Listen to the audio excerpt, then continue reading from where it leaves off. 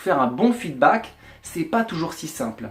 Et peut-être que vous avez cette difficulté, un peu comme moi au départ, à faire ces fameux feedbacks parce que vous avez l'impression que vous allez toucher l'autre, que ça va faire du mal à l'autre ou que l'autre va se sentir gêné parce que vous lui faites quelque chose de critique, de négatif. Et bien, je vais vous partager cette clé aujourd'hui qui va vous permettre de pouvoir faire des feedbacks beaucoup plus facilement et beaucoup plus rapidement.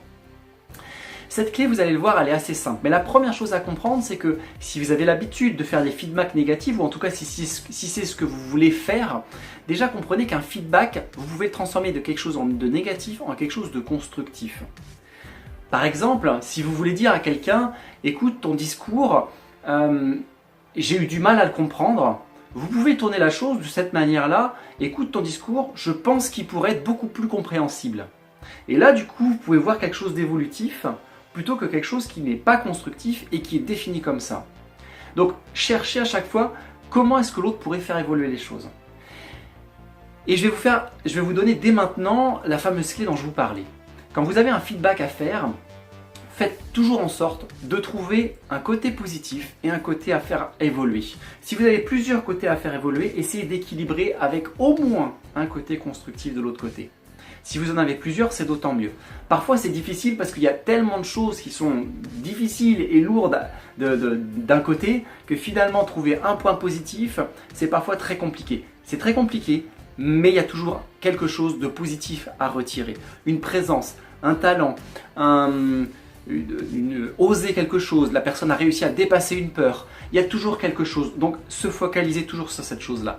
Et la clé que je vais vous partager là maintenant, c'est de commencer par ce point positif. Parce qu'à l'inverse, si vous commencez par le point négatif, la personne va se dire, si je vous dis par exemple, écoute, ton discours il n'était pas très clair. Bon, par contre, c'est vrai que ta conclusion était plutôt chouette. Qu'est-ce que vous retenez? Ton discours il n'était pas très clair. Et tout le reste, même si ça peut être une longue suite de 20 minutes de choses qui ont été positives dans mon discours, au final, émotionnellement, ce que je vais retenir, et puis en termes de mots aussi, c'est ton discours, il n'était pas très clair. Alors que si vous inversez, et si vous arrivez à switcher le truc négatif en quelque chose de positif et de constructif, à ce moment-là, la personne va être dans une énergie positive sur le début et sera plus en mesure d'aborder les côtés à faire évoluer par la suite.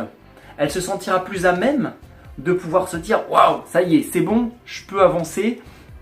Il y a quelque chose qui est peut-être difficile pour moi, mais visiblement, on m'ouvre la porte à quelque chose. Donc, commencez par ce côté positif. Ta conclusion était vraiment très chouette. Et si je pouvais te dire quelque chose, si je peux te donner un conseil, je me dis que peut-être ton discours pourrait être un peu plus compréhensible. J'ai remarqué d'ailleurs sur ce moment-là et ce moment-là, des moments où justement, ça pourrait être un petit peu plus affiné, un peu plus détaillé. Vous voyez, en fait, là, je suis en train de faire un feedback sur quelque chose qui commence positivement et par la suite, je lui donne des pistes pour pouvoir s'améliorer. Faites toujours en sorte que ce feedback, ce soit une clé pour lui et pas une porte fermée. Une clé qui va lui permettre de pouvoir ouvrir de nouvelles perspectives et s'améliorer.